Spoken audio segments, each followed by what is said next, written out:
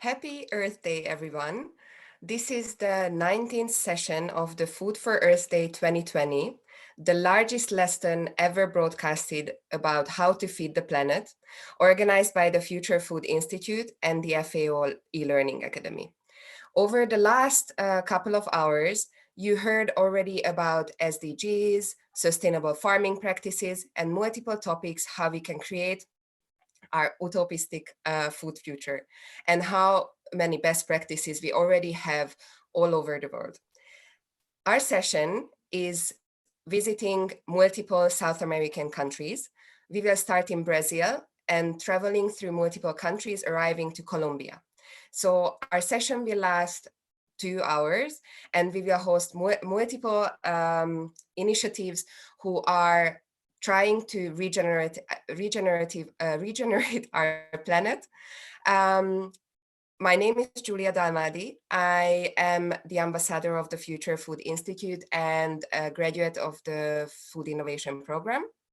And we have been active organizing this day. I am super excited to be the host of this session now.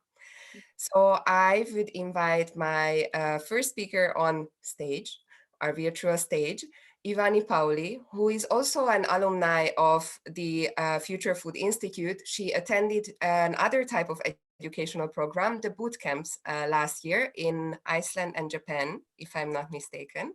Hi, Ivani, thank you for joining me. Ivani is a bioscientist, and she's working with regenerative lifestyles. And after she's telling a bit more about her projects, she will invite another company on stage who I'm very excited to hear more about. And now I would hand over to stage to her. Thank you so much. Thank you, Julia, for the nice introduction. Hello here from Brazil. It is very, very exciting to be here and to share a little bit of what we are doing here in regards to food in our country and to achieve a more sustainable lifestyle. I am Ivani Pauli, as kindly introduced by Julia already. I'm a biology scientist based here in Brazil, interested in everything that enables a healthier life and consequently a healthier planet through a regenerative lifestyle guided by the SDGs. Last year, I participated in 2 boot camps organized by the Future Food Institute and FAO, the Future Food for Climate Change, Smart Farm session in Japan, and the Smart Ocean session in Iceland. And I've become a climate shaper ever since. So there I met Sarah and Claudia, and besides this, being a climate shaper, like we become very good friends. And this was a life-changing experience, and I fully recommend you all to watch out for the coming up boot camps, which hopefully are gonna happen after this COVID situation goes away. And I'll be joining those too. So, we have already learned so much today, and now we will add another piece to that with my dear friends Paula and Walter, the founders of Preta Terra. I met these guys in an amazing agroforestry immersion in the Amazon forest last November, organized by them together with Renature. Walter is a forestry engineer and an agroforestry designer who's been working with agroforestry for years. Paula is a biologist who worked with recovering degraded areas, and she is also a forestry engineer specialized in agroforestry and native and exotic species forestry. Paula and Walter started Preta Terra, or Preta Terra, an agroforestry initiative with an eye on the future, while also being inspired at the same time by the wisdom of our ancestors. Their job is about creating and implementing agroforestry designs based on traditional knowledge, scientific technology, and technology application to create a new food production paradigm, which is not based on monocropping, but rather in diversity. I will now pass the ball to them so they can share more about their incredible backgrounds and experience with all of us. Hello, Paula and Walter, welcome. And the stage is all yours, guys. Hello, Evie. Hello, Evie. Thank you so much for this beautiful introduction. Thank you very much. I don't think we would be able to speak better than you did. Thank you It very was a much. beautiful introduction. We are really excited to be here today with this opportunity. Thank you so much. Yeah. I think you told you everything. Yeah. So that's what we are, what you have created, and what you are trying to achieve as Preta Terra or Preta Terra. And so we thought of talking here today about agroforestry and ancestralism, that it's something that has been inspiring us for our work and our actions, looking for changing the agricultural paradigm. Yeah, the idea is a little bit that is using this day, this opportunity, this channel to explain how we envision this new future that is coming after such an event, and understanding that there's more events like this to come, unfortunately, especially regarding climate change. So we prepared a very simple presentation, but where we can explain more what agroforestry means, what our review means, a little bit about what you have been doing using Mhm. agroforestry and ancestral knowledge. So shall we share our Share screen? screen. Okay. Yes. Yes. Yeah. Okay. So, mm, okay. Okay. Can you So, all see our? can you see our screen? Yes. Yeah. Mhm. Great. Okay, great. So we entitled that agroforestry and ancestralism, new ways of building a future on Earth. Mhm. So, uh, do you want to start? Okay, so I think Evie already said a lot about us, but we've been working with agroforestry for a long time in many places in Brazil, in other places in the world. We worked in small scale with communities in the Amazon. Walter worked a long time in Africa. We've been in many places in the world. We worked together in the biggest organic farm in Brazil, which is Fazenda da Toca. So we helped to plan and implement and design all the systems there in Fazenda da Toca. And ever since we've been working with agroforestry for almost 4 years now, we started Preta Terra because we thought that we had to make it bigger, make it to disseminate it everywhere. So we decided to make it our life's mission in Preta Terra. Yeah, we basically dedicated most of our lives, even before university, before everything. You have been doing agroforestry and volunteering with indigenous communities, and we ended up working this large scale agroforestry um, Initiative. initiatives. And then we created the Preta Terra. That's what we are going to talk a little bit about. Mhm. So shall we go Mhm. for the next? So just so I think it's very important to give an introduction on agroforestry because that's what we do. Uh, I think many people always ask, what is agroforestry? How can we define it? What kind of system of production system it really is? So I think it's important for us to point out exactly in a very pragmatic way what we call agroforestry. Um, we consider that agroforestry is a way to hack the logic of the forest and apply it into our production systems. So we want to produce, we want to do agriculture, but we don't have to do it the way we've been doing so far. We can use a more biodiverse and complex system based on the logics of the forest, based on the way the forest works. Yeah, that's what we mean by hacking. Mhm. It means the forest itself, all the ecological interactions that you have in a forest, like in the Amazon, or even more complex systems. There is a stratification, succession, and so many other interactions between microorganisms and the trees and the herbs and all the plants that occurs together. And when you look into the way nature does, that's the best clue you can have to what would be the best agriculture methods to Exactly. do for human beings on earth. So instead, we have been doing agriculture for over 13,000 years, but we started as doing agroforestry. But some point in time, we start doing something else. We start doing a more monocrop and standardized kind of agriculture. Even before using pesticides and everything, we start to rely on grains and no and not on perennial production that comes from trees, for example. And when you look back and look into the forest and how the forest behaves and works, we can basically try to use this knowledge, this actual intelligence of the forest, Mhm. to implement agriculture in a different way.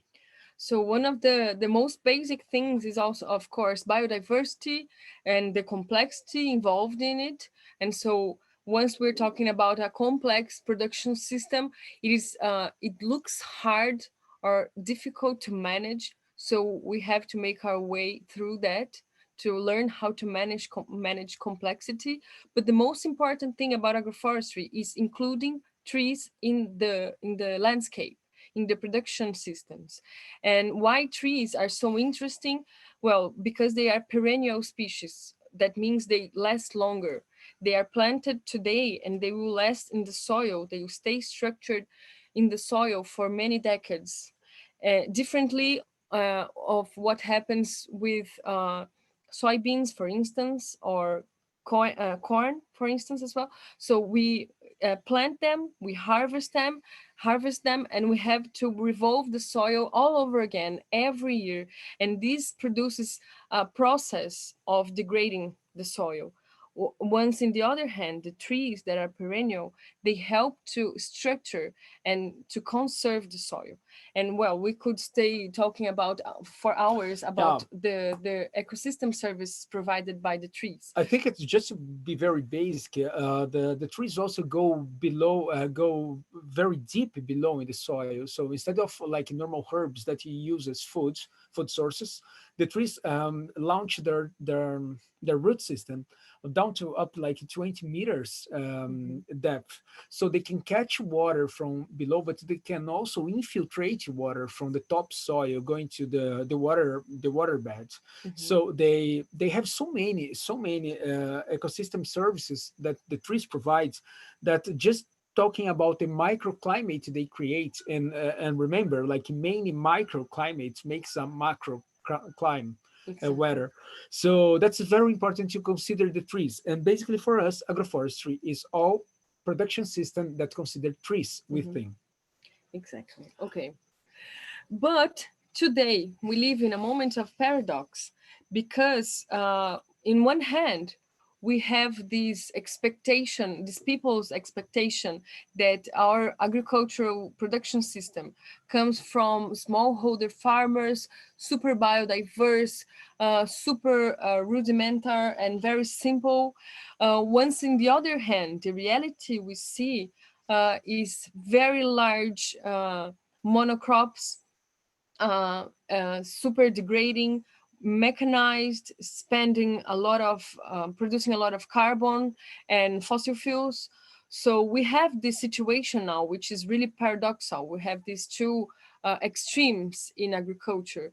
This one that is kind of utopic, and the other one that is very mechanized and unrelated to people. And so we have to build a bridge between that. We have to start connecting the real agriculture. Yeah, from so many food sources we have, just regarding plants, you have over 200 species that are edible. It's actually thousands of species, but like a common ones, you have more than 200. But you rely basically on three of them. Mhm. It's rice, soybeans, and corn. And that's is a food bottleneck that you have to fight against. You have to start to look into so many contradictions you have, where we have famine is the biggest problem in the world, but uh, there are other problems where people that are getting food, but it's not real food, so they are Mhm. gain weight, but not from real with nutrient density foods, but everything else like carbohydrates that are empty, and that Mhm. comes from this bottleneck of food that you have arrived. And you Mhm. do believe that agroforestry systems will be a solution for this. Mhm. And we have to address in this logic, we have to address that does exist an illiteracy or an ecological illiteracy where people don't really understand what we should and could do from Mhm. our houses, from our the very basics to help to change this paradigm all over the world. Yeah, and this illiteracy, this ecological illiteracy, we can see it in many ways in our day by day life and in people's speech. So, for instance, we can compare the conservationism point of view with the preservationist point of view so that people can understand conservation is to know how to use, to manage, yes, to manage, but to have it for a long, long time. But preservation means to shut it down, to keep it away, considering like we as human beings are not part of this thing that we are trying to preserve. And rather preserve, we want to conserve. That's the point of view of agroforestry. We have to conserve, we have to know how to use, because we are part of the nature. We don't have to keep it apart from us. So since we are part of it, we have to know how to manage it in a proper way. Yeah, it's basically changing the way we produce foods, to change the very logics of it. It's not about trying to save the forests that are remaining, what we Mhm, do have to save and preserve, but for all other fields that you mhm, have created wrongly, I would say, because all landscapes on Earth are trying to be forests. Unless they are on the top of the mountains, in the deserts, or in the poles, everything is trying to become a forest. And what we do is stop this process and turn everything into herbaceous or pasture land, where you mhm. produce our food in this way, either maize or corn or cotton or whatever you use. And what we should be looking at is changing all fields, all productive fields, for a more forest-like Mhm. metrics where you could connect and make corridors through the real forest, the biodiverse forest, using these plantations that we call agroforestry systems. Yeah. And just make a quick link. We have to think very wisely, because if you keep doing this kind of agriculture, what we are doing is turn our very existence vulnerable. Mhm, So in reality, nature is not under threat, but we are. mhm. We are the fragile end of this knot. So nature, in some point in time, it will recover with us Mhm. or not. So the very decision you have to make now is how we want to cooperate with nature and Yeah. make this future of ourselves differently.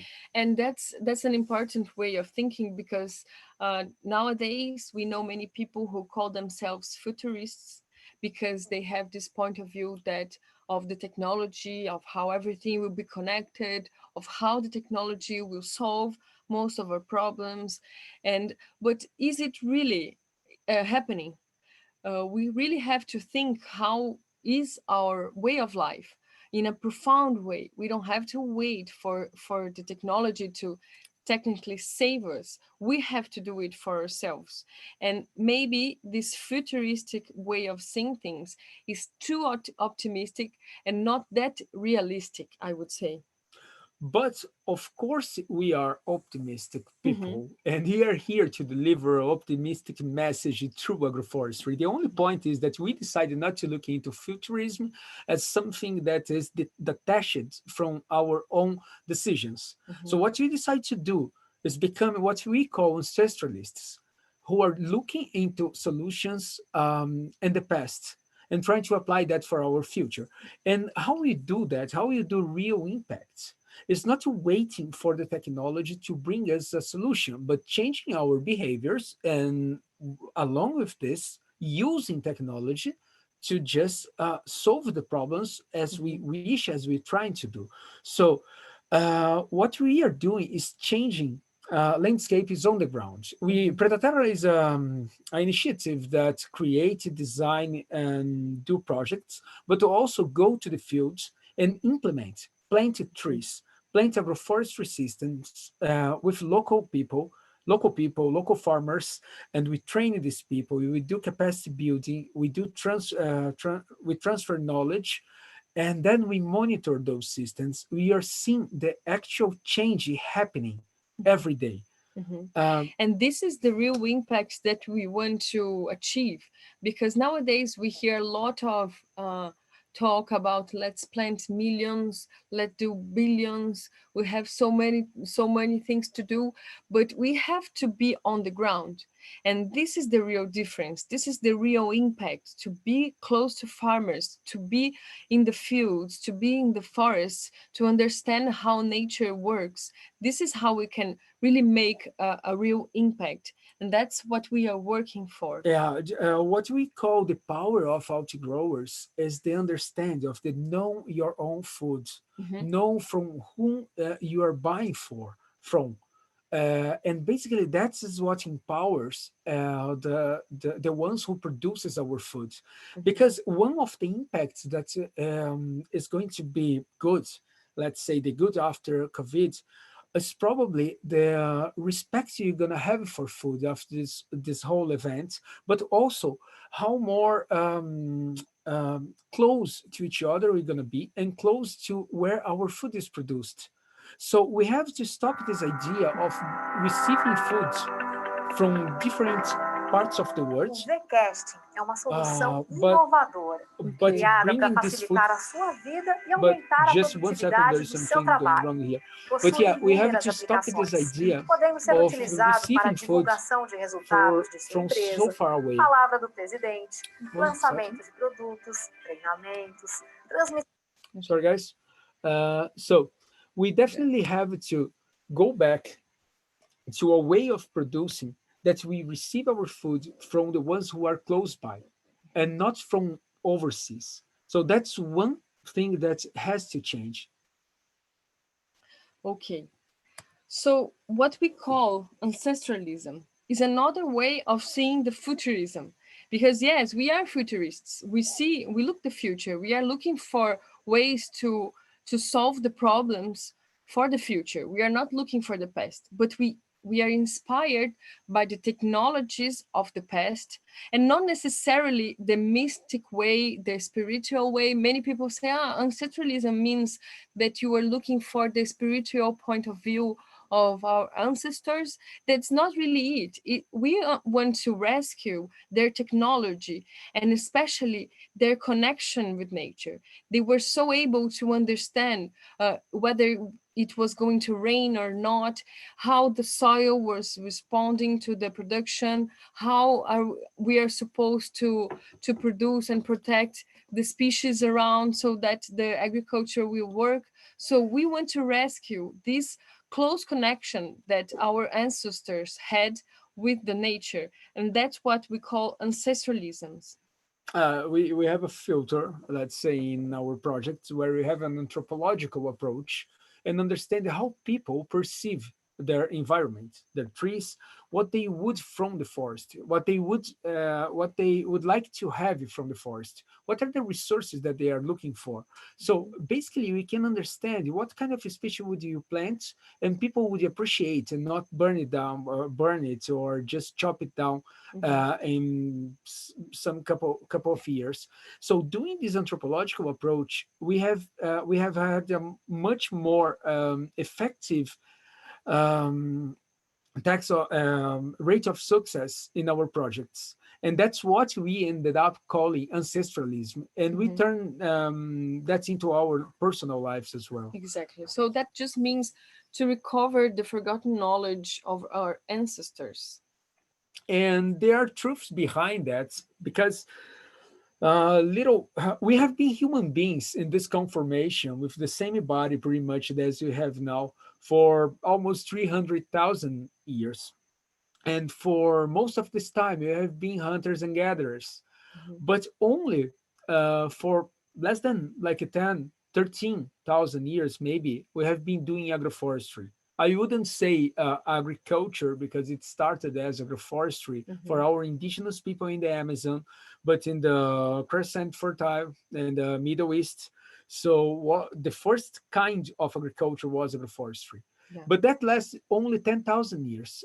From the 300,000 have been living as human beings, Homo sapiens, as we know each other by now. And basically, what we did was changing our food behavior drastically. Today I watched a part of these presentations here where we're talking about tasty. And I find it very interesting how different are the tastes from the people that lived in the countryside since they were born, or in countries that doesn't have access, unfortunately or not, doesn't have access to these industrial foods that you created, Mhm. full of vitamins but full of sugar and MSG and so many other things and conservants and everything. So the taste of that we have or we perceive is basically dictated by the bacteria we have in our intestine. Mhm. So it's time to understand that what you put in our mouths gonna decide who we're gonna be, but it also decide which kind of world is gonna live. We are Mhm. going to live. And I just want to make one point. We believe that we have tamed the grains Mhm. and the crops on earth. But basically, who have tamed who? That's a question because, like corn and rice and maize, they basically are able to cover all planet's surface because we help them. So basically, we could philosophically think that we have been colonized by grains. So maybe it's time to eat more food that comes from trees and Yeah. respect more our farmers. Yeah, that's what we are looking for. If we want our production systems to be agroforestry systems, we need to change the main products that we eat to focus on perennial products and not annual products and not in grains. And that's why we say that we should look for more perennial food. That's a more agriculture agroforestry food. And well, I don't know if everybody knows what Preta Terra means, which is our name. Preta Terra actually means black earth or black soil. And we are very much inspired by the logic of the Amazonian black earth. I don't know if everybody knows what that means, but the Amazon is known to have a very poor soil, not fertile soil. It's not a good soil for agriculture, for instance. Everybody says that, all the technical people say that.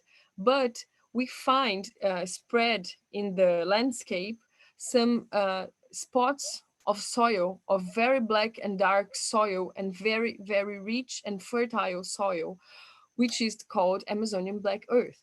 And this kind of soil was created by humans managing the forest like thousands of years ago. So these populations, these peoples that lived in the forest like 4 or 5 thousand years ago, they used to manage the forest and choose species and put some trees down, plant others, and this management that they did resulted in a much more fertile soil. And that's something that really inspires us because it is in our nature, it is in our blood to be able to manage the forest and make it even better, to improve the environment. So we're not intrinsically destructive species. Actually, we are very much connected to the forest and we are very much able to make it better, to make it even more fertile. So that's something that really inspires us as workers, as professionals, and well, to be able to change things. Yeah, we wouldn't have dedicated our lives to agroforestry if you didn't really believe in that. We had been seeing and living with these people, and one thing that even inspires me more, understanding myself as a primate, like Mhm. my brothers and cousins, is that we dictated also what kind of species makes, formate, or shape the Amazon itself. Mhm. So it was selected. The Brazilian nut, for example, that is a mighty tree, a normal tree that occurs in the Amazon, it was spread by human beings that knew how to manage the forest. And what I'm saying is very recent news.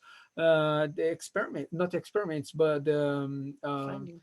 the findings are less than 5 years old now, about really understand genetically that the way those trees were spread were not just by nature itself, but with the help of human beings. Mhm. So you're intrinsically good And and we can connected do to the different. forest. And not only the Brazil nut, We have many other food, forest food in the Amazon that now we know that were selected for by these ancient populations that lived in the forest, so that now we have a food forest. So the Amazon actually was managed, and it is a food forest, and is an ancestral food forest. That's really amazing. Yeah, and reconnecting to our real self, this one that is connected to nature, will find this sense of belonging that Mhm. is missing so much in this new generations, new including us, including everybody that is watching or has been alive for the last decades.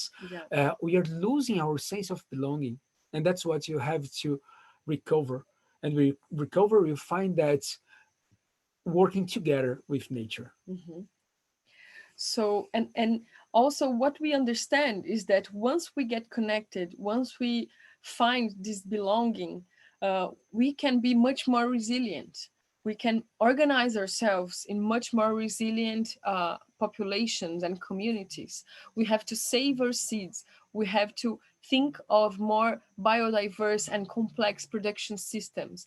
We have to spread the knowledge and the wisdom of these old um, populations, and we have to go back to organize ourselves in small, autonomous and strong clans and groups of people and community that work together and are resilient and strong and self-sufficient. Yeah, we like to call it clans because it's a old word that but makes sense now. Is what we need instead of these huge cities where nobody knows anybody.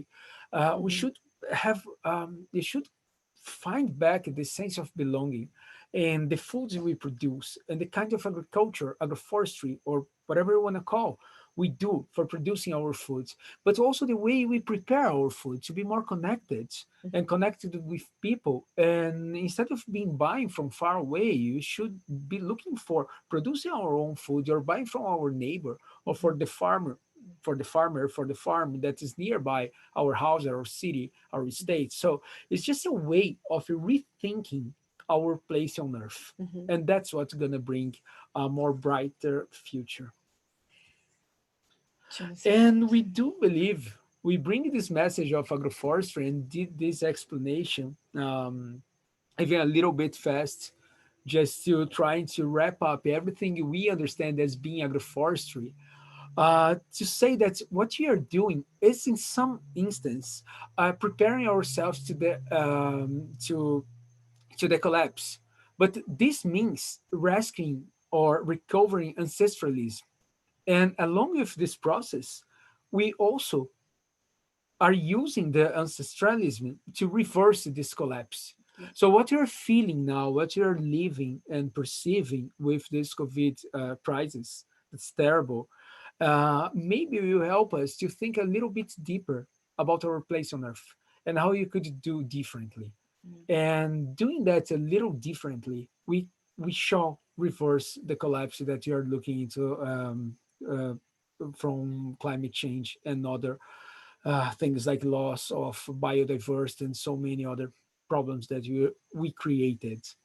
And so it means that if we want to move forward, maybe this is an opportunity for us to step a little bit back and reflect more and really go in the way, in the direction that we are really uh, choose to go. So we should now step back and to move forward in a more proper and direct way, I would And say. logical and intelligent. So if Yeah. you have a message for now is human beings is are actually good, intrinsically good, and you have done amazing things um, and working together with nature. But we perceived that we were too powerful now, so powerful that you could do anything. And you treated our soil as just being a substrate where you could just add nitrogen, fertilizers, and water and produce whatever you want and do that again, again, and over again. But our soil is the thinnest layer on our crust, on our earth. On our planet, and we are basically losing soil, the fertility, and even the fertilizers you use are going to the oceans. That's basically getting poor, and we are losing our way of producing foods. The good news is we knew how to do that before, and you are able to recover this knowledge and trying to do differently. So a little step back to move forward. That's the message we want to bring to you today. So thank you very much for this opportunity.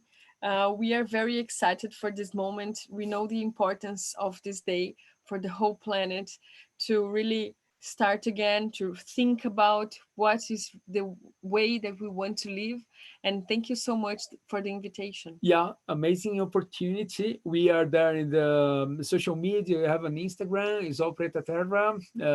We have our channel on YouTube too, and our website. So if you want to know more about our projects or help us to keep doing agroforestry on the ground with the farmers, real agroforestry, make it to happen, you're very welcome. Thank you so much for this opportunity. Thank you, Ivy. Thank you, Evie. Thank you. Thank you so much, guys, for all this information. It's just like some new mind-blowing information that I didn't know about, like being a biologist, that Amazon, for example, was agroforest and it was managed by people, which is like that just blew my mind. I can imagine people that are not from this area, how they feel now, and which is really interesting, and it's such a promising topic. And I would like, is Gabby there? Or can we go to Gabby's there? Yes, she is. She's Okay. right here. Hi, Gabby. Hello, Evie. Thanks for this Hi. opportunity to talk. Hello, everybody. I'm Gabby. I'm a French South African Portuguese student to be. I'm going to go study management of international social challenges. So my goal is to understand how governments and institutions solve social problems. And I'm slightly obsessed with food. So I started doing a lot of research about agriculture. And so I decided to take 2 years off before I went to study, before I go start studying in September. 1 year to work to finance the project, and 1 year getting to understand different farming contexts around the world. So I started with farming contexts in the European context, in Portugal, Italy, and France. And then I went to Indonesia and Brazil, and the goal was to get to learn more about agroforestry and other types of farming, and social projects that are linked to food in general. So it's been a huge step for me, going out of my comfort zone. I've learned a lot. I think, like a lot of young people, we're impatient to find solutions, and we're used to getting everything so instantly. Information, everything is so instant, and so we lack persistence in a kind of way. And my goal with this year was to break my little bubble and get to see reality. And when reality hits, it hits hard, and there is no there's no answer like you're taught at school that you can study and you'll find the 100% test and perfect goal. There's just lots of different solutions that are complex to put in place, and so you might get quite angry or let's say not lose interest, but get quite frustrated when you realize that some people will put their ego before the purposes that they're working for. And I think it's important to put that aside, find people like Preta Terra that are really implementing, and that, yes, I love you guys too, and that are taking action. And it's brilliant to learn with different people. I think every experience is important to take into account, but that you really need to persist, finish all the books that you start reading, read a lot, listen more, listen a lot to different people. You've got something to learn with every single person, and just be patient. I think it's important to persist. And if you can volunteer and learn in different areas and take action locally or globally, go for it. There's no little project, and just persist, and we're gonna all get there. Thank you very much. Super, thank you, Gabby. You're a beautiful example of a transformative and powerful energy of the youth, and I'll be watching you. You're gonna have a great future ahead of you. Thank you very much, Evie, for all the opportunities you've given me. Thank you for joining us. Great. We're back here. Thank you, Evie. It's a pleasure to have Gabi here with us. We are working so much and learning so much from her as well. Yeah, we have agroforestry talks every day, technically about life experience, and you're doing practical work too. That's one of the good things that confinement brought. We are able to be at home and cook every day and plant our own food and training agroforestry procedures while you do our projects remotely and talk about techniques and read books and watch webinars and everything. So they're a good part of it. Right. There is one quick question that I want to ask you guys. Okay. Just to be more clear about how important Preta Terra is for this future of the agroforestry, to turn it mainstream. So one of the questions I watched one of your talks last week, and one of the questions you guys got is, if agroforestry is so good, why isn't everybody using this system? And why isn't it mainstream? And how is Preta Terra helping to solve that? That's a beautiful question, actually. Yeah. We love that question because we ourselves have made that question a few years ago, and many people do ask that to us. And we So are born because of that. yeah, Yeah, actually. I mean, we do agroforestry as consultants or professionals before because we love it, because you know how to do, because we studied. But we decided to create Preta Terra to Yeah. turn this question. But the fact is, we as human beings and the way we are living nowadays, we are used to simple systems. We learned agriculture from our grandparents, from our parents, in a simple way. So we have one plot with only one species. So I only have to know everything, all the management, everything that I have to know to sell it of one single species. So we are used to the simplicity of it, of the monocrop. And when we think of a biodiverse system, such as agroforestry, it means it's a complex system. So once I don't need to know only everything about one species, I have to know everything about 10, 20, 50 species. And so it gets complex, it gets hard to manage. And that's the problem, because people are not used, they don't know how to manage complexity. And that's where our work begins. We are helping farmers to manage the complexity. So that's why we think of systems that are systematized, and they are modular, replicable, and elastic, in a way that farmers can manage, can understand, And can see replicate. the way the biodiversity, the complexity is, and replicate it by their neighbors. So to systematize, to plan the system is the most important. And what happens is that many people, they are a little bit in love with the logics of agroforestry, and they make crazy systems, super biodiverse, filled with things, and it comes to a point where you don't know where something begins and something ends. You don't know when you're supposed to take away a species and move to the next. So it gets very complex. So you have to plan your system from the beginning to the end. You have to understand, you have to look ahead, and to know, what do I have to prune, when do I have to prune it, how much is it going to cost. So it is a complex way of seeing a production system, and that's what we are doing now. Yeah, That's what we're and trying the to most do. important thing for big players on that, not only for the smallholder farmers, is where we come in with proper economical modeling, Mhm. where we understand all the costs involved and the revenue that the system is going to give you. Because especially producing alone is different than producing in a consortium. Mhm. So you have to understand the differences, the delta you have of in production and how it reflects in revenue. And as Mhm. soon as the farmers understand that you have a revenue, that it's profitable, they adopt it. Mhm. And that's what was lacking and what you're trying to do best. And I hope we answered your question. Yeah, we could talk about that forever, Yeah, but we love to it's talk pretty much about that there. Thank you so much. forever. Yes, we unfortunately have to keep an eye on the time as well to allow the other participants also. But we still have one question for you from the audience. Mozart Antonietti asked or said that he sees two cases: one, agroforest on farm and production land, and second, agroforest in cities, urban environments. What are your approaches for each cases and challenges identified so far? Okay.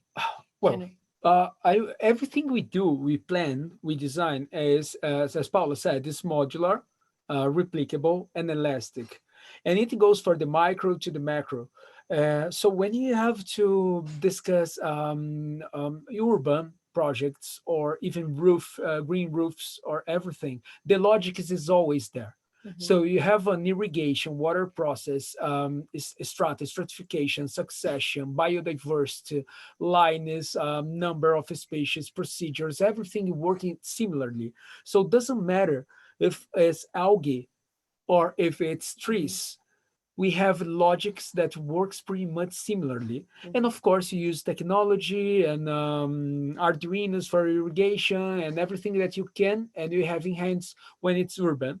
And when you go to the field, it gets to be more harsh, and we have tractors or horses or the things that are in the field. So, of course, there are differences, but the logics are the same, and agroforestry goes as a solution for everything. Yeah, I could complement that, saying that especially the logics, of course, it is the same, but maybe the management would change. So when we're talking about a very, very large scale, and you don't have, for instance, you don't have labor, you don't have many people to work with, maybe you will think of a more simple system, maybe with 10 species, maybe with 8 species, because you will have to manage it. And if you don't have labor, you'll not be able to manage.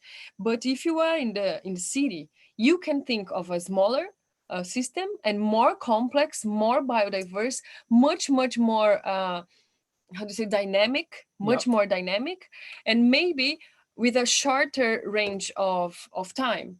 Once when you are in the countryside, you would plan a system of 40 years, 50 years, maybe 100 years. When you're talking the city, maybe we will plan a system for 5 years, and then you have to manage it Or all 3 over or again. 4 months. For instance, so you manage much more the trees, you have to prune it much harder, you'll have to use it very well, each and every inch and space that you have available. But yes, you can definitely use the same logic of agroforestry in every context. Perfect. Thank you so much. Thank you, Julia. Evie, thank you for introducing us. Thank you for this insightful presentation. One of one of the things that I wrote down is how important it is that our future is also inspired by our past, and I think it has to be also applied in other areas, not only in agroforestry. Thank you so much for your time, and I would now transition over to our next speakers. Thank you. Thank you. The next session, bye. The next session will be about collaboration and how collaborative effort can contribute to our success even in crisis. So I would like to introduce you the first two speakers, Nicola Gritska and David Heads, both of them also from Brazil. I think... Hi, Julia. We can hear you. Yes. Yes, perfect. All right. Wasn't sure if it's time to say hi. All right. David, you are also here. Maybe you can now. All right, perfect. Hello. Hi, nice to meet you. Thanks for joining me. Nice to meet you. So as agreed, we will also have a bigger time to kind of let you travel us through multiple countries. But first we will start with Gastromotiva. So I will give the time for David, who is the founder of Gastromotiva, to talk about this NGO and what you are doing to help people at the marginalized part of the society by using food and also combating food waste. And then I will hand over the stage to Nicola, who is the co-founder of the social gastronomy movement, and who will introduce us 3 different projects from Chile, Bolivia, and Colombia. Right? Great, thank you so much, Julia. Yes, and thank you for the invitation, you, Sarah, and everyone else. And we're excited to represent the social gastronomy movement today. And to close the Brazil chapter, you'd made the introduction beautifully already. I will actually hand over not only to one person, but to 2 people. So we do have David, the founder of Gastromotiva, and then we have a special guest, Uridea, as well online. And David will make an introduction to who Uridea is. So David, I'll hand you over the kickoff of the social gastronomy series for South America. So thank you, Nikki. Thank you, Julia. I'm so happy to be here and to be celebrating what we are doing with food and agriculture. And I was just listening, there is no more simple systems, and we need to learn from our ancestors. And I believe this happens to the way we are learning about gastronomy, about how food can really work on hospitality, but also to change lives. And Gastromotiva was born out of, I would say, out of a need, because when you go into favelas or people who live in such a vulnerable communities and are there with such a fear, with such a vulnerability in their own hearts and minds, food comes, and study gastronomy comes as a way of hope, a way of getting a job, a decent job, even though you cannot sometimes read or write. So Gastromotiva always focused on education, training, capacity building, but we were learning with other projects around the world how they were addressing not only education and capacity building, but food education for kids, how people were serving food to the most vulnerable, as this has been done for a long time. So we've been learning how to grow the scope of social gastronomy, and Nikki will explain much more about social gastronomy. But we don't work only on training. We are very worried if there is enough people, enough food for everyone, and decent food, quality food, served with dignity and empathy. So we've been studying on how we can, at the COVID moment, go even deeper, go to the territories and these communities and build places, centers, food solidarity places, what we call the solidarity kitchens. So we've been working with our students who are now unemployed, most of them entrepreneurs, who has lost all their jobs, and most of them are the providers of their family, and they're turning their residences into a source of income and distributing food where people don't get anything. And more than for me, that I feel I'm a channel. I come and I have everything. I have education. I'm in a safe place. Uridea, one of the first co-founders of Gastromotiva, and she comes from this environment. She was transformed. She will tell you the importance of Solidarity Kitchen. But basically, we are feeding people through the channeling of our students, our youth. And Uridea, she's in São Paulo today. She runs a catering business. She used to have 7 employees, and she has lost all her parties and projects that she had to serve people as a business. And now she's turning her kitchen into a solidarity kitchen, and she aims now to provide 6,000 meals. So in a way, Gastromotiva is channeling resources, human resources, income resources for them, so they can operate as channels of solidarity. So I will let Uridea share. She's always amazing, and I prefer she explain from the heart what is the need, what is the importance of the Solidarity Kitchen. Então, Uridea, eu vou passar para você, que é o coração desse projeto, como tantas outras mulheres no Brasil.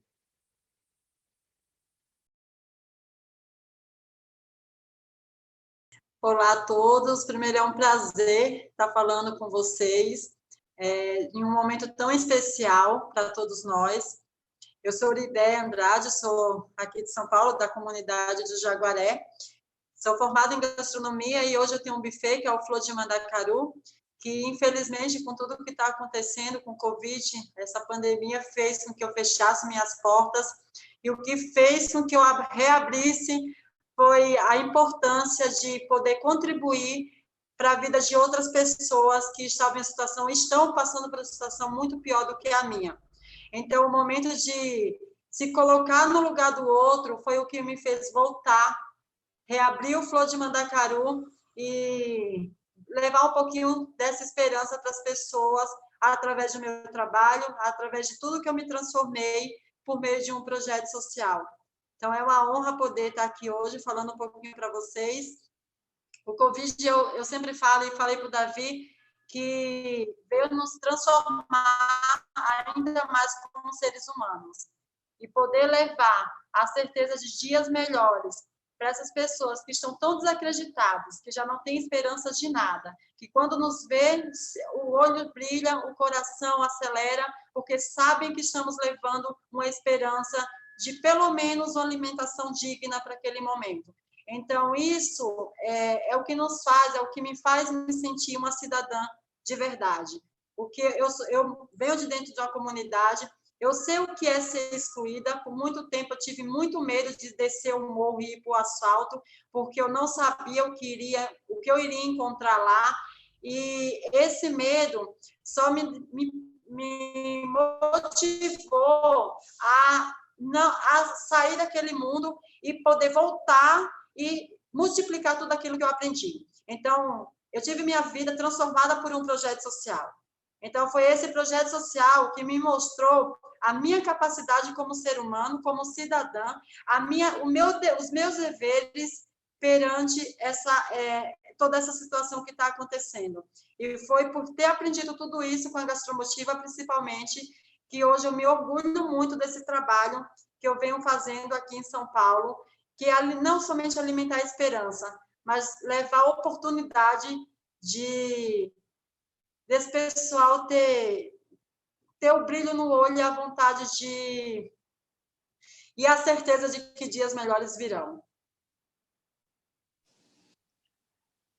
Uridéia, eu acho que as pessoas gostariam de saber quem são as pessoas que você atende. Por exemplo, tem 2 projetos de gastronomia social no Brasil que também estão fazendo quentinhas. Graças a Deus, hoje muitos chefs estão trabalhando com quentinha, desde chefs famosos que estão transformando seus restaurantes para atender moradores de rua em São Paulo.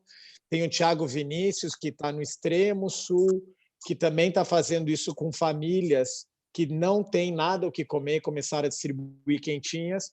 Mas você escolheu um grupo que você tem a favela do Jaguaré, que você falou que ela é uma favela que hoje já é urbanizada, mas continua como uma favela. A favela tem 4 subfavelas. E isso me pegou com muita surpresa quando você me falou no domingo. Eu queria que você falasse as condições que você está vendo para todo mundo entender a importância desse projeto. Na verdade, eu estou onde o Flor de Mandacaru está hoje. Ela está situada dentro da comunidade do Jaguaré, que é uma comunidade que já é considerada um subbairro, porque ela já tem água encanada, energia elétrica, já tem toda uma estrutura de locomoção para os moradores dessa comunidade. Porém, aos arredores, temos 4 comunidades favelas que são consideradas de uma situação de extrema pobreza, literalmente. Então, são pessoas que vivem sem energia elétrica, sem acesso à água, a esgoto tratado, a dignidade é zero. Literalmente, são pessoas que se confundem e estão no meio de lixo e bichos que é inacreditável. Então, nesse primeiro momento, a nossa ideia é atender essas comunidades, porque eles não estão tendo ainda essa assistência, né, principalmente de órgãos do governo, e que é emergencial tudo que for que chegar até eles, principalmente o alimento que hoje está não existe, né? E aí o que aconteceu foi que muitas pessoas vieram me procurar falando um pouco dessas dificuldades que estavam em se alimentar, em levar a comida para sua mesa. Para vocês terem ideia, eu estou com uma família que tem 28 pessoas morando num barraco de tábua, onde elas estavam dividindo 1 quilo de arroz para essas 28 pessoas se alimentarem. Comia uma vez por dia, porque não tinha condições de se alimentar, não tinha dinheiro para comprar o alimento para as outras refeições. Então, isso foi o que mais me impactou, porque eu sempre falo que eu passei muita fome na vida, e o alimento é a única forma que nos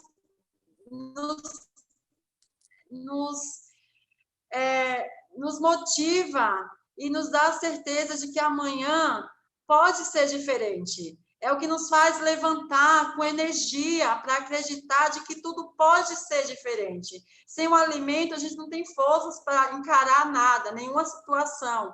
Então, poder levar essa força através do alimento para essas famílias em situações tão vulneráveis, de miséria, literalmente, isso é o que me dá forças para continuar e para levar muito mais ao alimento na mesa de quem hoje está precisando. E não é o alimento é o mais importante, mas essas pessoas estão esperando muitas palavras de vai melhorar. A esperança é o amor, amanhã né, Deia? É o amor. É o amor. Eu sempre falo, vamos espalhar solidariedade, vamos espalhar amor ao próximo, vamos espalhar respeito, vamos espalhar oportunidade para essas pessoas se considerarem cidadãos. Obrigado, Urideia. So, Nick, is back to you to tell how this movement is going all over Latin America. Thank you so much for everyone. Thank you. Thank you, David. Thank you, Urideia. We will have, for those that don't speak Portuguese, we will have translation and subtitles at a later stage. I'm just to the organizers, if you can let me into the room on via the computer. I'm having a little bit of technical problems. That would be fantastic. So now, like, I think it's coming up. I'm being connected. That's the beauty of home office, but I think all of us have been facing this all week.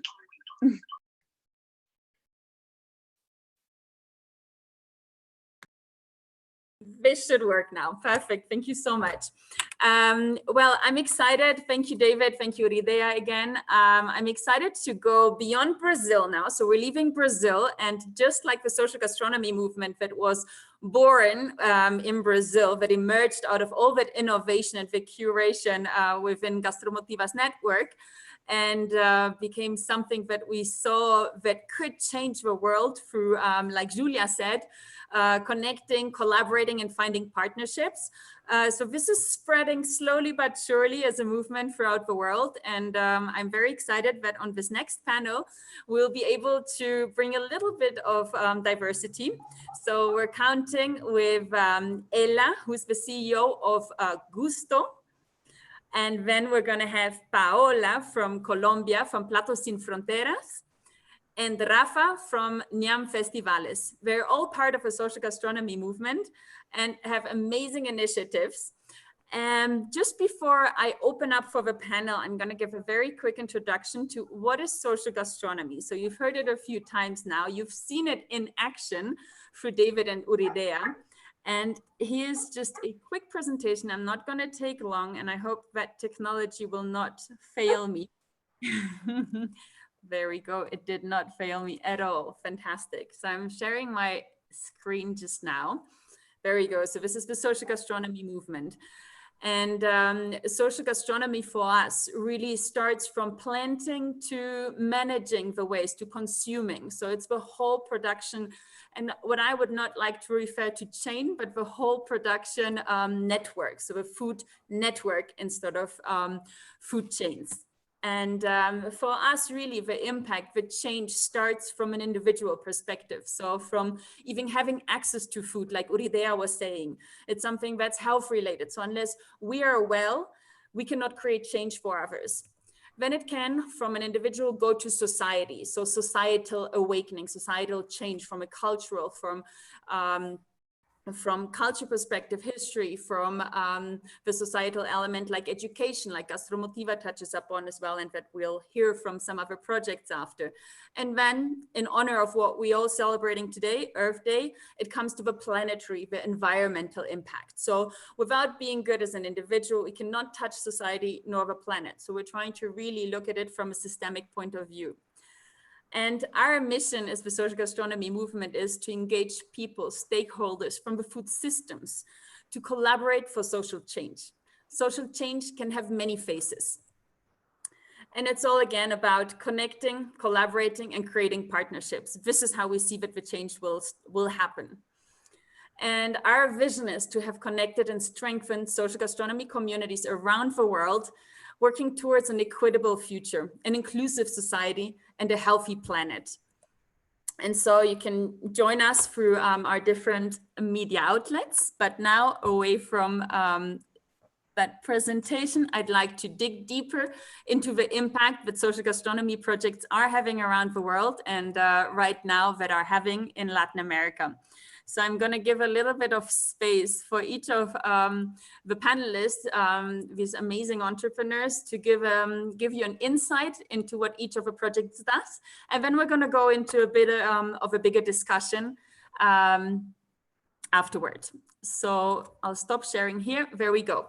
Back. I'll start with Bolivia, with B, so alphabetically. Ella, if you could give us a little bit of an insight on what Gusto does, which is just such a beautiful initiative, not only in Bolivia, but you can share a bit more what you guys do around the world as well. Ella, floor is yours. Thank you, Nikki.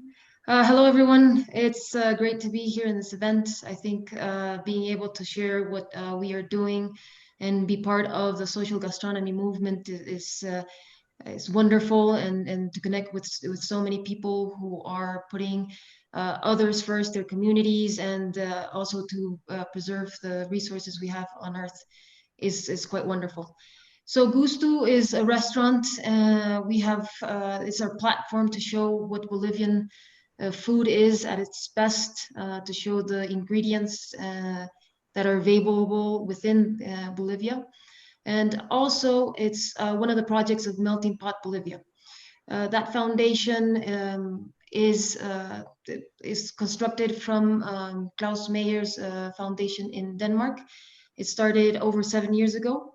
And we have done several initiatives, one of them being Manca, which are schools with the purpose of training underprivileged people in vulnerable situation to have the necessary tools to be able to have a career within gastronomy, and also to know what it means to support their community and be able to feed their families in a nutritious way.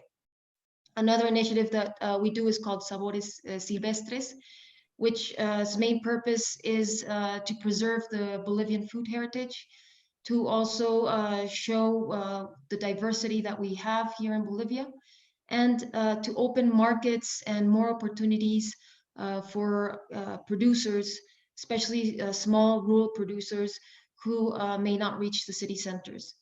So what I'm going to do now is show you a video of one of the trips we have done in Sabores Silvestres.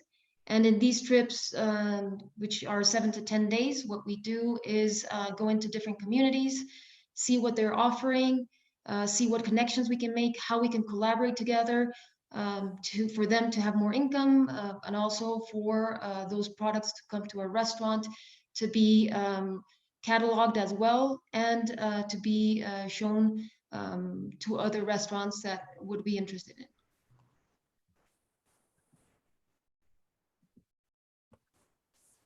Thank you, Ella.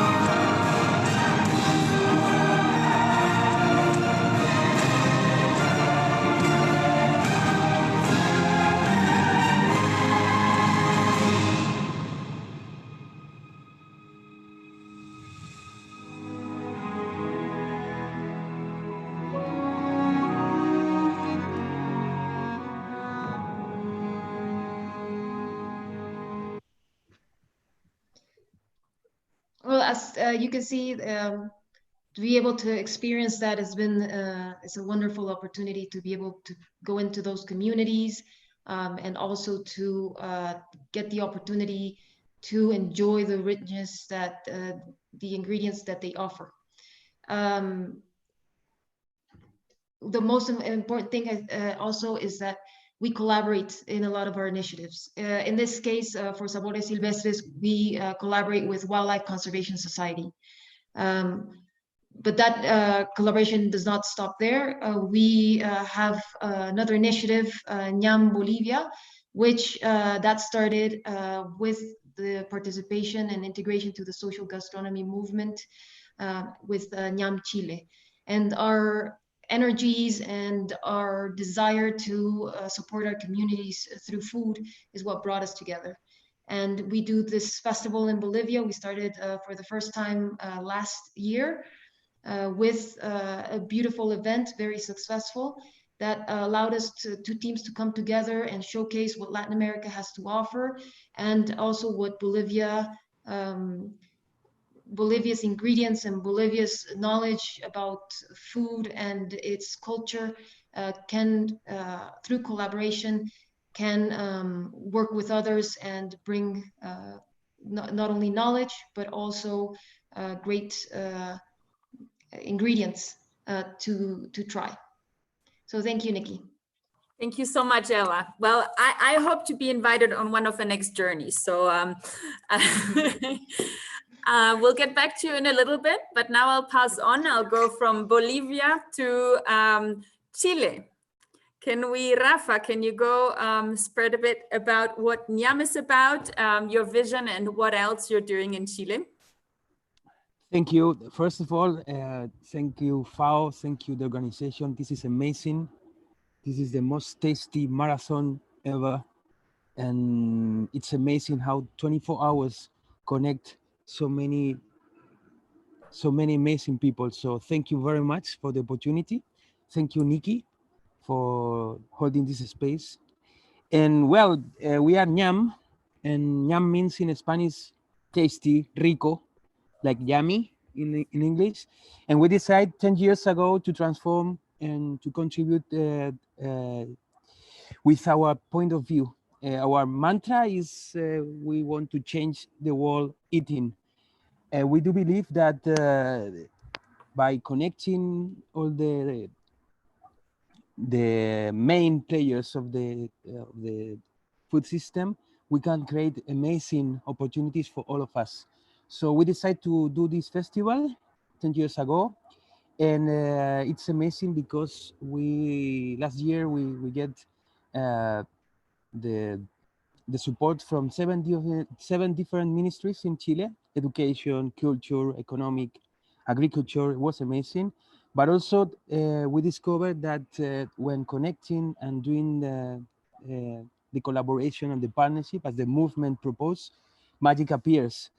And let me just show you a little brief of our festival to share with you what we do.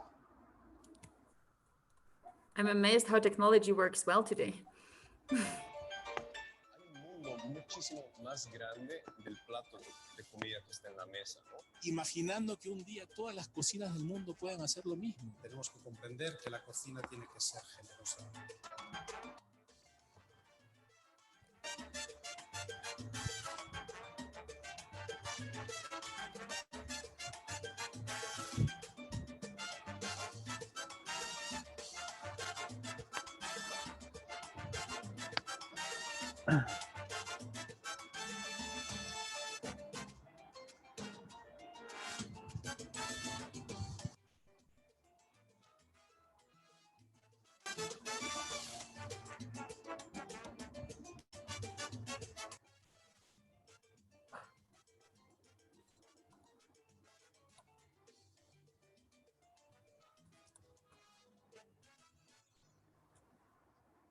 Wow, saudade. So the festival basically, and our organization has three pillars. The first one is health through food, food security and It's absolutely necessary when speaking about gastronomy. The second one is the culture. Gastronomy must be a main player when cultural discussion. And the third one is the environment. We do understand gastronomy if just the gastronomy can be a positive player when thinking on how can they produce, distribute, cook, whatever. Also, we created last year our foundation, the Social Gastronomy Foundation, Fundación Gastronomía Social, to run the hub in Chile, the Social Gastronomy Hub. And we decided to keep going. We decided to unite Latin America. We decided to connect all those who want to transform the world through it. And that's the thing we do. We are a bit crazy, but we love what we do, and I think it's absolutely necessary. Passion is absolutely necessary to transform the world. That's all. Thank you, Nikki. It's definitely not all, but we're going to definitely dig a little bit deeper after. But thank you for being very Swiss about the timing. I'll hand over now to Colombia. We're going to go up to Medellin. Paola from Platos Sin Fronteras is a little bit of insight of what Platos Sin Fronteras does. Hi all, thank you so much for inviting us from Medellin, Colombia. Yeah, I'm happy to present you a little bit of what we're doing here with Platos Sin Fronteras. I'm going to share my screen because I prepared a little presentation. It's short, not too long, but it started all through a volunteering I did in a community in Medellin. And there was like the great need of a lot of like community leaders who wanted to learn how to cook, like to prepare proper veggies, cook differently. And that's how it kind of started. It was more like a hobby, or just we wanted to hang around together and learn cooking. So it was all every Saturday. And then after a while, it started to grow because we saw more and more the need of the community and a lack of nutrition, really lack of nutrition and know-how about how to prepare proper food, which nourishes me. So that's how it all started. And what we believe in, same as the United Nations, is that the nutrition is a human right, and that in a way we can only access to those like opportunities and be productive if I feel well and if I'm well nourished. And that's what we try to do. We try to bring nutrition to vulnerable communities who don't have that access, who are not that privileged. Because the problem today, and I don't have to go into details, is that we have a lot of we're talking about the pandemic right now, coronavirus, but we have a pandemic which is highly related to unhealthy food, highly processed food, and a messed up food system. And that's why we want to bring that to the communities. Here, for example, I brought you, and that's very interesting. I don't know if you can see it, but our politics there in Colombia, they are not really made to give the most needed good food. This is, for example, here when we talk about what we're giving kids in schools every day and in kindergartens, they're getting milk, they're getting muffins, they're getting brownies, they're getting only like 3 times a week fruits, and they don't get any veggies at all. And twice a week they give them sugars and to get sugar to get the energy from. And that's something which is highly, which we want to fight in a way, right? So that's how it was born. We are, and we have like a dream right now that we want to foster a network between public, private, and civic entities. And we want to integrate in that network experts, nutrition experts, cocineros, like chefs, community leaders, to foster and to empower as many as possible so that they can have a choice and nourish themselves well. So that's what we're trying to do right now. So we have a great network of more than 50 volunteers at the moment. They're all over the world, in Berlin and in London. And we have volunteers from Holland who come and support us for 3 months. So it's like really this network which we are fostering here in Medellin around nutrition education. And yeah, that's what I wanted to show you today, just because of timing and so that we have a little bit more questions in the end. I'm not going to dig deeper, but I'm pretty sure we're going to have a nice conversation after this. Thank you. Thank you so much, Paola.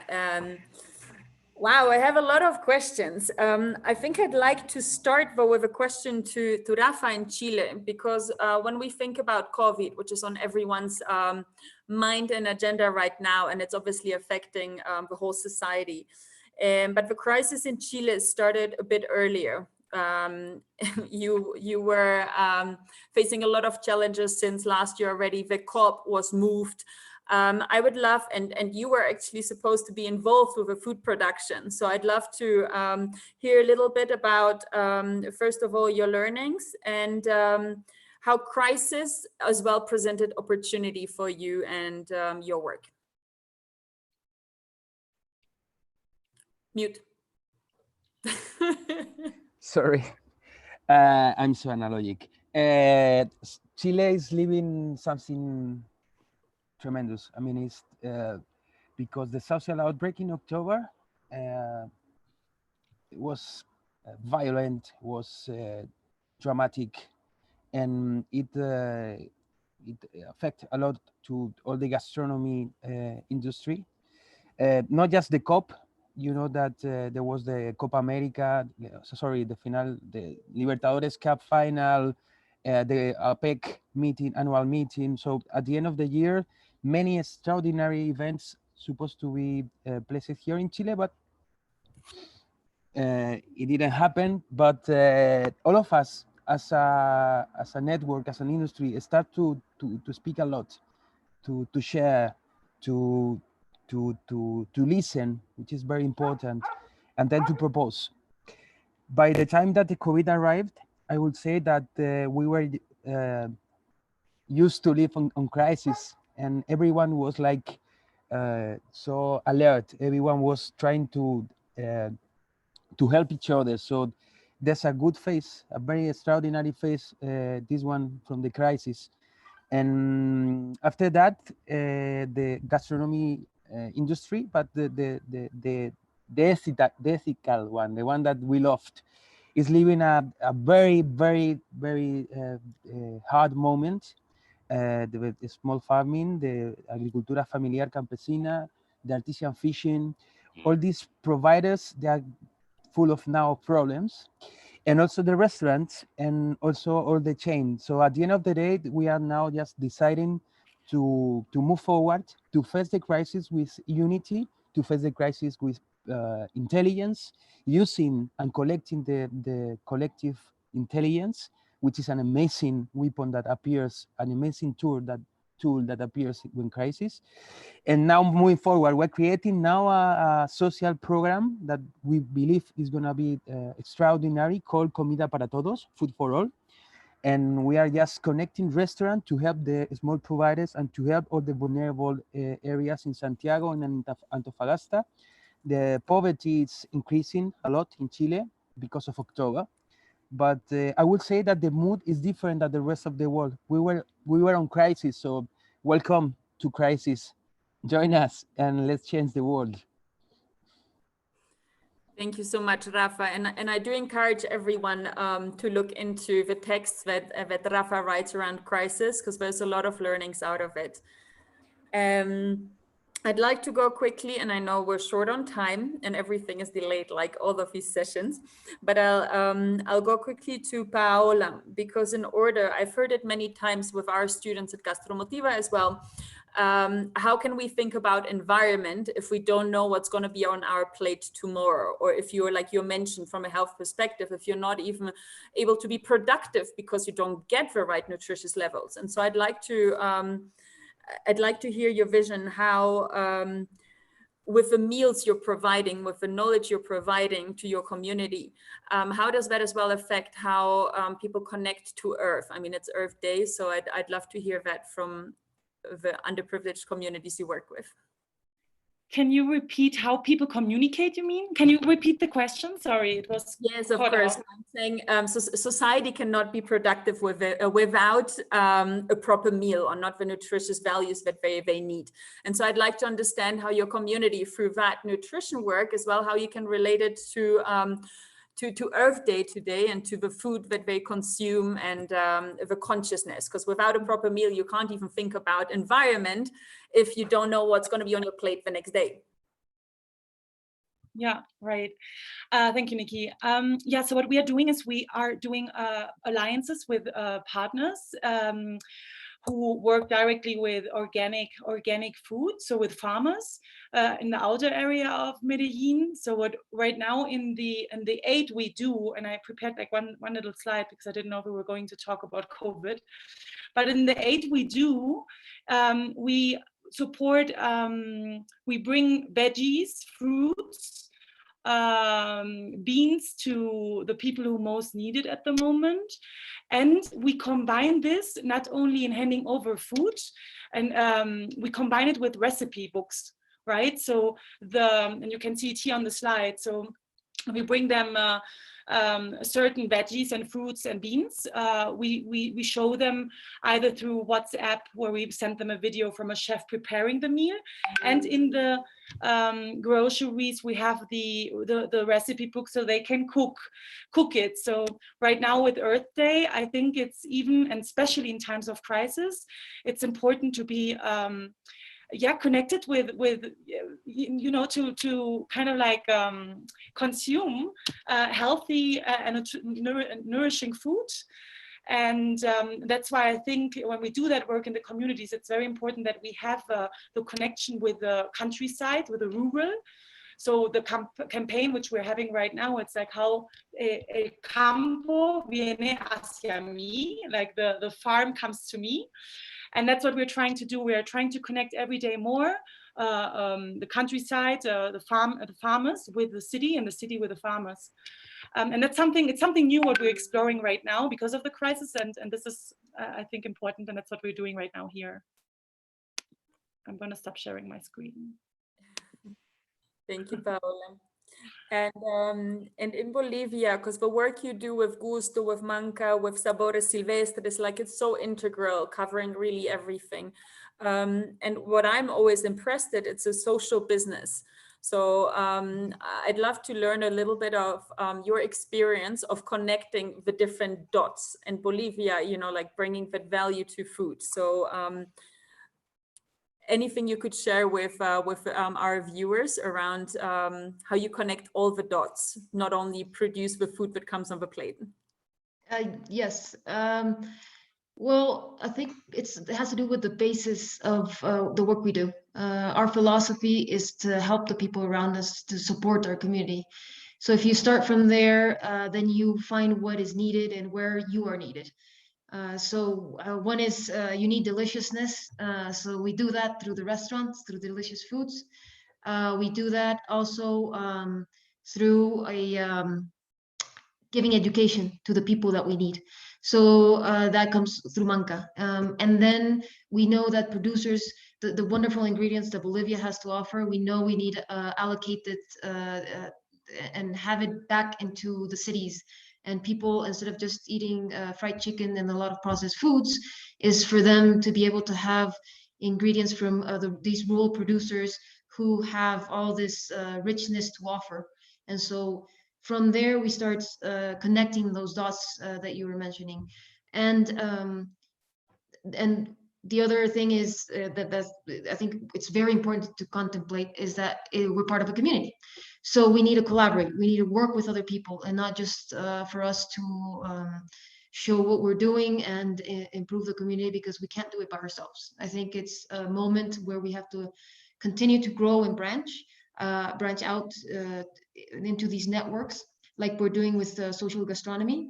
The same thing, it has to do because we have to pivot, given the circumstances. We have to shift because of that new reality. And what that means is, for example, for us, we did this ASB, which is Alimentación Solidaria para Bolivia, which is a program that feeds frontline healthcare workers. So the current need is to give these health workers more strength and support in their immune systems with nutritious meals. So what we're benefiting them and their immune systems through that, but we're also having the opportunity to benefit the small producers who are not allowing their products, they can't get their products to the city centers. So it benefits them, and it benefits other restaurants who need an income right now. Once again, with the whole philosophy of community, collaborating, and being a single family to get through this this crisis. Thank you, Ella. And the screen keeps on going to the next presentation. I'm seeing this as a sign for us to cut it short. And there's Sorry so about that. Maybe technology didn't like us so much. Sorry about that.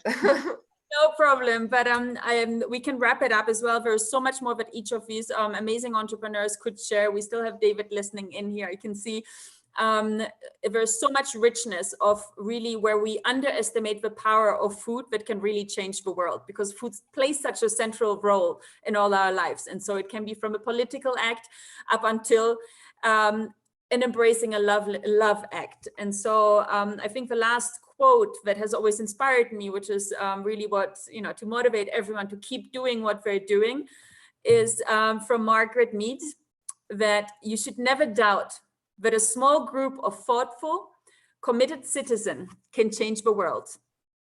Indeed, it's the only thing that ever has. And so with that, I'm going to wrap up and thank everyone from Brazil, Bolivia, Colombia, Chile for your contributions. And let's go changing that world together. And let's keep using food as that change agent that we all know that can transform our lives. Thank you so much. I have a last question or a wish for you. Would you mind, all of you, also Uridea, to switch on your camera? Thank you so much for these magical stories. I am really touched. And during the previous session, we talked about perennials and how important they are for our planet. And I see that your projects are the perennials of our society. So thank you so much for doing what you are doing. And yes, unfortunately, I have to keep an eye on the time and say thank you and yeah, stay in touch. And I will definitely visit you one day. We're waiting for you. All right. Thank you so much. Thank you. Bye. Bye. All right. And now we have entered the last half an hour. Ciao, ciao. Ciao. Last half an hour of our South American session. Before we switch on our next speaker, I have a quote. It is fair to say that in our quest for modernity, we have demonstrated considerable ignorance concerning the impact of our inventions. This is a quote from our next speaker from his book. And he has been referred to as the Steve Jobs or the Che Guevara of sustainability. So I would like to welcome Günther Pauli on stage. If you could switch on, now it's time to switch on camera and microphone and all of the audio devices. I hope it's working now. I can definitely hear you. But the host has disabled me, so you can hear me perhaps, but the host has disabled definitely me, hear so, you, and I will kindly ask the host in case to enable your camera as well. Perfect. Now I can see you. Also the beautiful background. Welcome. Well, the back. Sorry? I'm listening to you, please. Sorry. Thank you so much for joining us today. Because we also kind of started a bit late, I wouldn't really take too long time. What I would like you is to share your mission on sustainability, on regenerative businesses with us. And I had some news that you are publishing a new book. So if you could also talk about that, that would be amazing to close our South American session. Thank you so much. Well, Thank you so much. I'm talking to you from Colombia, from Bogotá. So, muchas gracias por todos los otros latinos que estaban ahí conectados. I'm putting on the screen, if you can see, an article that was published 21 years ago in the local Colombian newspaper El Tiempo, where it highlighted one of our new initiatives. How can we use the waste of coffee farms to actually grow mushrooms? We did 7 years of research and we realized that if you have 1 kilogram of waste on the coffee farm, you can actually grow 1 kilogram of mushrooms. That means this massive production of millions of tons of coffee could result in millions of tons of mushrooms. And it's quite amazing that when we are looking at that reality today, we have 5,000 farms doing mushrooms on coffee waste. But most of the farms are in Colombia, Brazil, or in Nicaragua. Most of the farms are inner city farms in Europe, in Asia, in North America. And what strikes me is the business model that has kind of mesmerized us. I mean, the farmer, the coffee farmer, like so many other farmers who produce such important food for us, the farmer is asked to produce more of the same. I mean, we're asking nature to do more, and we will do genetics and chemistry to have more output.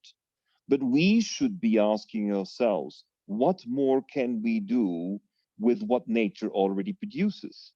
So we can add tomorrow, if every coffee farm were to use the waste of the farm from the beans only, we could add 30 million tons of food, of healthy food. Mushrooms, 5 mushrooms have been farmed in coffee, and somehow the biodiversity of Latin America and Africa is not making. And to me, this is a very important thing, is that we have incredible grassroots initiatives, but at the same time, we need to have transformation of the business model and quality food. That's my first argument. My second argument is that we are stuck with this notion that whenever you farm natural, whenever you farm organic, you have lesser productivity. And this is an absurdity that I think we need to help get out of this world as soon as possible. I give you a very simple example again. If I have organic oranges and I use the peels of the orange to hand cleaner, which will take only 2 weeks of fermentation, then if I have an organic orange, then I will have twice as fast, double the amount of natural hand cleaners, toilet cleaners, sanitation products. It's quite amazing. How come that we only measure organic and productivity of organic by only looking at the output per kilogram and the output per square kilometer? We have to switch from the very simplistic measurement of how many kilos we produce per square meter, per hectare.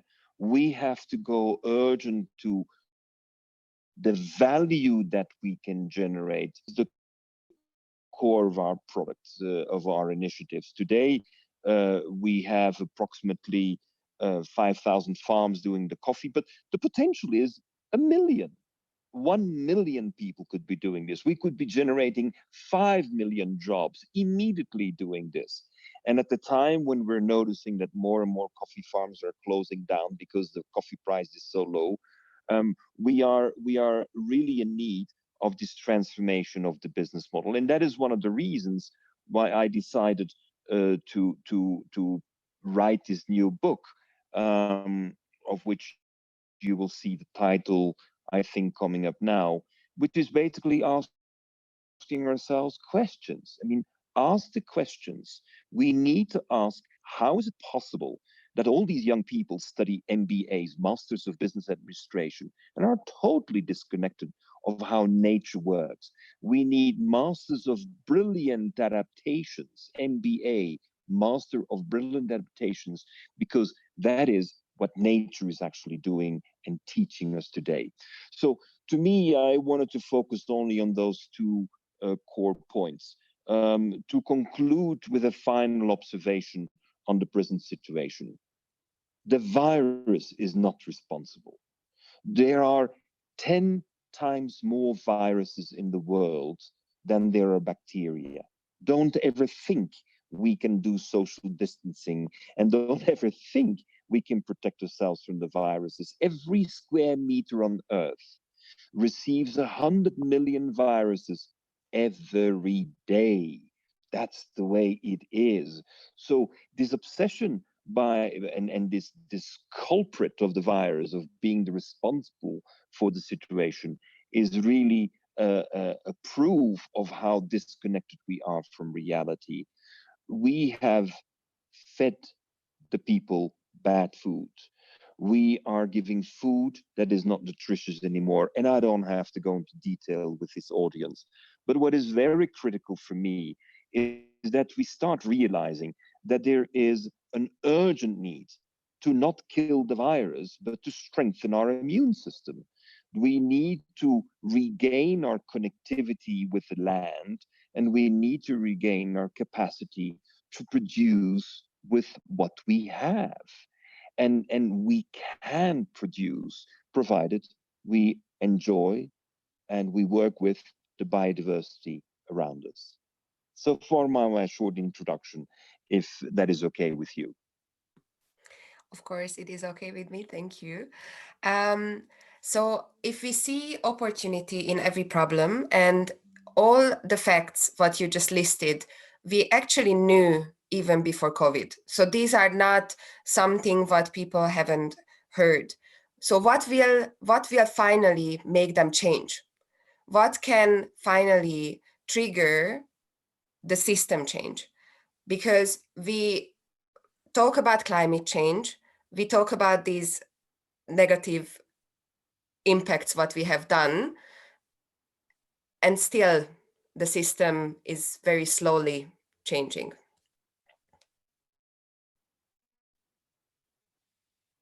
I think we have we overestimate that the small group we are talking to knows, but really the people are ignorant. We are ignorant about the opportunities. I ask the network of Sarah. I mean, how many people know that you can farm 1 kilogram of mushrooms and 1 kilogram of coffee? How many people who in our net? Amazing. No one, hardly anyone. So that means we have, first of all, a clear lack of inspiration, a clear lack of, and a clear abundance of ignorance, but we also have a need to pass on to what we have not been doing anymore, action, doing it. And this is where I think a coronavirus situation may finally lead us to action. I'm starting as soon as the government of France permits, I'm starting a tour of 20 cities in France to start the 20 cities in France. We need to move on to action. Action is what? The first thing you do is food and water and health. I mean, that's the first thing you do. So I believe that we have an incredible opportunity to pass on to the action, but that requires us to inspire people. People have been bombarded with the bad news, have been talked down to by virologists and epidemiologists, and we need to liberate the people from the action. And action is the key, and the capacity to come out and say, let's do it now, and not make plans, not make strategies, just go out and do it. I think this is a perfect final word. Just go there and do it. I would like to encourage everyone. Sorry? Oh, I am afraid we already had some, I can see that your bandwidth network is a bit low. Can you hear me now? Maybe I will just switch off my camera and try to work with the audio. That might improve the quality. Probably Mr. Poli need to turn off his camera too in order to have a better signal. All right. Would you mind? I think we have some connectivity issues. If we could switch off the camera and maybe just do the, oh. Now you don't have the camera, both of you. Okay. You just need to try to talk. All right. Can you still hear me? Mr. Poli, can you hear us?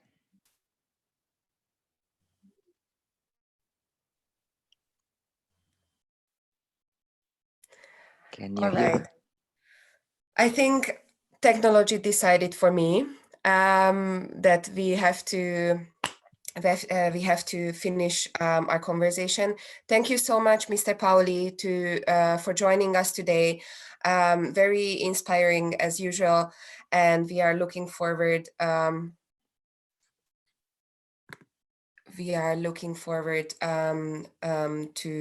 your new book, and as we said, final words.